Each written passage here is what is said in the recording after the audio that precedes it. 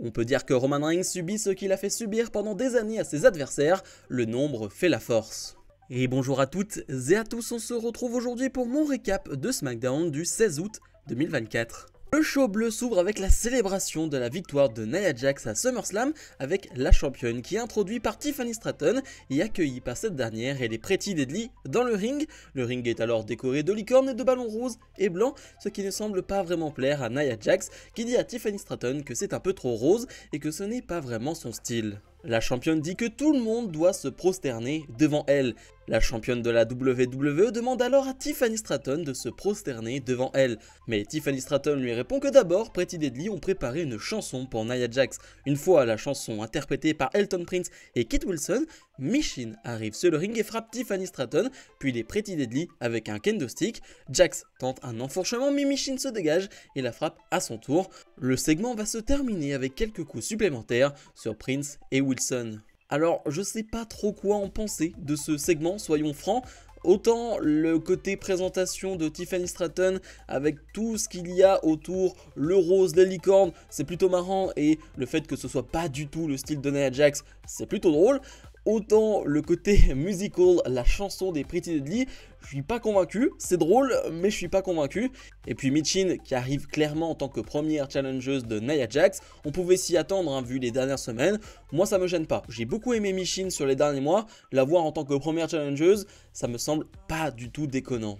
Andrade fait face à Carmelo Hayes pour un troisième combat de 7-8 minutes, troisième combat et on est à 2-0 pour Andrade. Sauf que la semaine dernière, Melo est intervenu dans le match d'Andrade et lui a coûté la victoire. Du coup, c'est pour ça qu'on a un énième match entre les deux et on va pas se plaindre. On en parle depuis des semaines et des semaines. Les matchs entre les deux sont tellement qualitatifs, tellement bons qu'on en redemande. Et là, c'était une nouvelle fois excellent. Dans un registre un peu différent parce que dans les premières minutes, on n'a pas réellement de rythme. Les deux arrivent à se contrer. C'est le troisième match entre les deux et du coup, on commence à se comprendre, on commence à se connaître. On avait déjà vu cela lors du deuxième match où des prises ne passaient plus par rapport au premier match. Et bien c'est un peu le même cas sur ce troisième match, surtout au début du match, mais dès que la pub est passée, on est sur un énorme rythme. Vraiment le rythme s'accélère, l'ambiance aussi devient incroyable et le public est à fond derrière Andrade. Ça donne un superbe match qui dure que 7 minutes entre guillemets parce que Melo va réussir à surprendre Andrade avec un roll-up et du coup il revient à 2-1. Les deux vont continuer à se battre après le match et la sécurité va être obligée d'intervenir. Clairement ce n'est pas terminé, ce serait bien une stipulation pour un dernier match entre les deux ou même pour d'autres matchs d'ailleurs, que ce soit un combat au meilleur des 3 tombés ou une stipulation plus violente. Dans tous les cas, je prends. Blair Davenport fait face à Naomi, un combat qu'on avait déjà vu il y a quelques semaines, un combat de 4-5 minutes.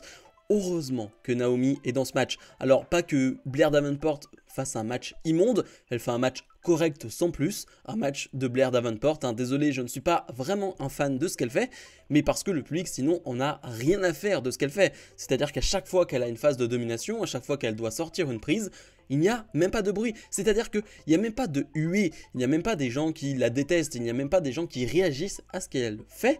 Non, aucun bruit. Et c'est ce qu'il y a de pire pour un catcheur de ne pas obtenir de réaction.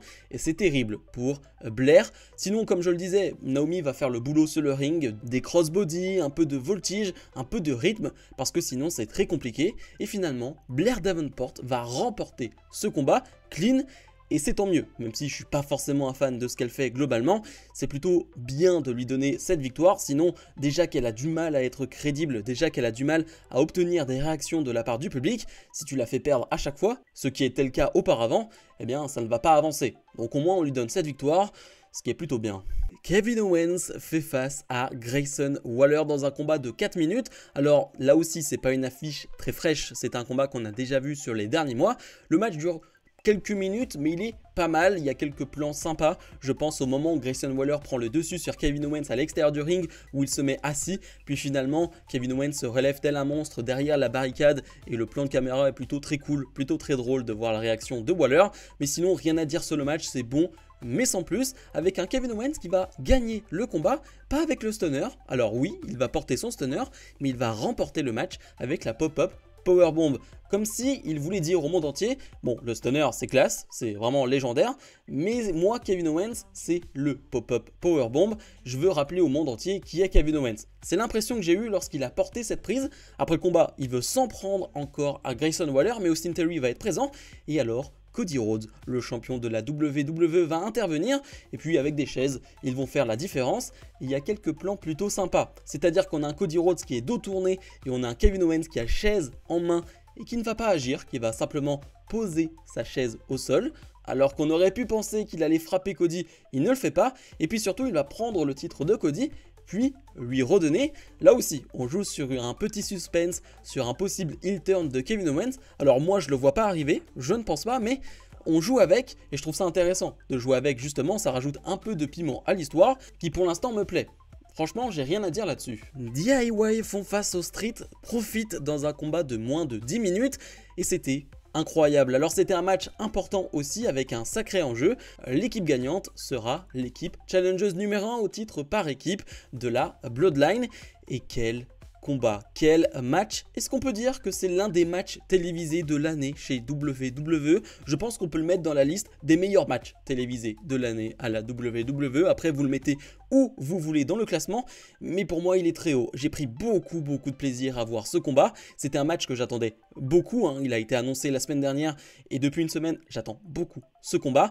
Et ils n'ont pas loupé leur événement. Ils n'ont pas manqué l'occasion d'être au niveau, de faire un match compétitif, de qualité, créatif en plus. Non, franchement, c'était un énorme match qui va bien sûr mériter les This is Awesome du public.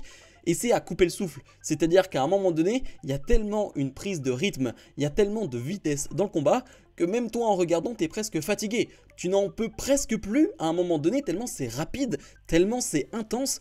Il y a un duel quasiment technique dans le match entre Johnny Gargano et Montez Ford d'ailleurs au tout début du match. Et puis dans le match, ils se retrouvent à nouveau, l'air de dire qui est le plus technique entre les deux, qui prend l'avantage sur l'autre. Et c'est plutôt drôle de voir ça alors qu'on a un peu les deux bourrins entre guillemets, Tommaso Ciampa et Angelo Dawkins, même si ce serait vraiment réduire leur talent de dire ça, mais vous comprenez ce que je veux dire. Dans l'équipe, c'est eux qui font les tâches les plus difficiles.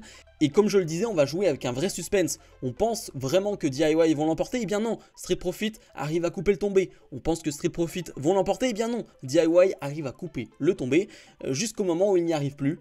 Et les Street Profits vont remporter ce combat et devenir les challengers numéro 1 au titre. C'est ce que j'avais envisagé, mais peu importe, à la limite, on a eu un match de très grande qualité et c'est ce qui compte le plus. Et dans le main event, Solo Sikoa fait son entrée accompagné de Tama Tonga et va demander à Orlando de le reconnaître en tant que chef de tribu. Le public de Orlando ne va pas le faire. Solo va demander à Roman Reigns de venir sur le ring pour lui prendre le collier ou la fala s'il le veut vraiment. Reigns s'exécute alors et vient dans le ring. Solo Sikoa retire le collier et le donne à Tama Tonga à qui il ordonne de quitter le ring. Solo et Roman commencent alors à échanger quelques coups. Roman prend le dessus. Solo se retrouve à l'extérieur du ring et Tama Tonga s'en prend à son tour à The OTC qui prend à nouveau le dessus. Mais Solo Sikoa revient dans les débats avant d'encaisser un Superman Punch. Il y a un gros spear de la part de Roman Reigns. Ce dernier alors met la main sur le collier ou la fala et l'enfile autour de son cou. C'est alors que Jacob Fatu apparaît soudainement dans le ring et attaque Roman Reigns, super kick et écrasement dans le coin du ring. Les trois membres de la nouvelle Bloodline terminent le travail avec une triple powerbomb sur Reigns à travers la table des commentateurs à la manière du Shield. Je suis assez partagé sur ce segment parce qu'on nous avait vendu une promo de Roman Reigns qu'on n'a pas eu parce qu'on a simplement eu de la baston, simplement une grosse bagarre qui est cool, vraiment la confrontation physique entre Solo et Roman Reigns est cool, mais une nouvelle fois j'aurais aimé voir et surtout entendre Roman Reigns parler. Par contre, il y a un parallèle que j'aime beaucoup, c'est que Roman Reigns subit ce qu'il a fait subir pendant des années. C'est-à-dire que pendant des années, la Bloodline, qui était trop nombreuse, a fait des dégâts monstrueux parce qu'ils étaient plus que leur adversaire. Et bien c'est le cas pour Roman Reigns, qui subit finalement ce qu'il a créé. La Bloodline est trop nombreuse pour lui. Du coup, il se retrouve en 1 contre 3 et ne peut pas combattre. Il est submergé et forcément, il va être obligé d'appeler des renforts. On peut imaginer être Jimmy Uso, Jey Uso, peut-être Sami Zayn, je ne sais pas, mais ce qui est sûr, c'est que Roman Reigns, là, est dans un sale état. Et c'est tant mieux, parce que j'avais dit la semaine dernière que la Bloodline 2.0 était dans un sale état et pour l'instant ne paraissait pas assez crédible face à Roman Reigns, eh bien ça a été réglé la semaine d'après. Je suis pas convaincu par tout le segment, mais quand même, ça au moins, ça a été réglé. Bilan de ce SmackDown, eh bien on sera sur un 8 sur 10 de mon côté grâce à deux matchs. Le Melo Andrade et le Street Profit DIY, surtout le match par équipe qui était fantastique. Vraiment, on le retiendra celui-là à la fin de l'année. Et puis forcément, le segment Main Event que je ne trouve pas parfait parce que j'avais d'autres attentes. J'avais des attentes concernant un Roman Reigns qui allait parler, qui allait dire un peu ce qu'il cherchait et finalement ses ambitions et confirmer un face turn. Là, c'est toujours pas le cas, même s'il est face, on le sait très bien. Et finalement, on a juste une brawl, une grosse bagarre qui se termine bien pour la Bloodline 2.0 et bien pour l'histoire. Si tu veux que la Bloodline 2.0 soit crédible, c'était ce qu'il fallait faire. Mais bref, j'ai pas grand chose d'autre à dire de plus. J'ai pas parlé d'une promo de LA Knight parce qu'elle était assez quelconque et il n'y avait pas grand chose à en sortir. On a eu une nouvelle vidéo promo pour Giovanni Vinci et sinon, pas grand chose d'autre. Bref, comme d'habitude, je vous invite à mettre un maximum de pouces vers le haut, à vous abonner et nous on se retrouve dès la semaine prochaine pour d'autres vidéos. Salut, salut!